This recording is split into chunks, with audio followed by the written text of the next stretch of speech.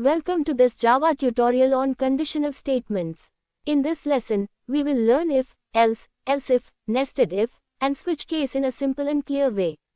Conditional statements are used when a program needs to make decisions. For example, if the age is greater than 18, allow the person to vote.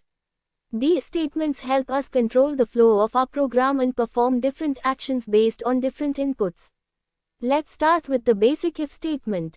An if statement checks a condition, and if the condition is true, the code inside runs. For example, if age is greater than 18, we print adult. If the condition is false, nothing happens. Next is the if-else statement. In this, if the condition is true, one block of code runs, otherwise the else block runs.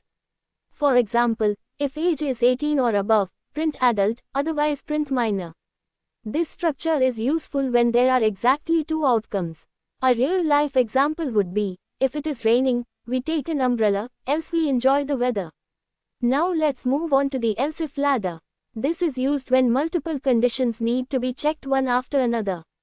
For example, if marks are 90 or above we print A, else if marks are 75 or above we print B, otherwise we print C. Else-if ladders are perfect for checking ranges. Next is the nested if statement. A nested if means one if statement inside another. The second condition is checked only if the first condition is true. For example, if age is above 18, then check whether the person has a valid ID. If both conditions are true, the person is allowed to vote. Nested if statements are helpful when decisions depend on multiple layers. Let's look at a few simple programs. To find whether a number is odd or even, we check if the number modulo 2 is 0. If yes, it is even, else it is odd.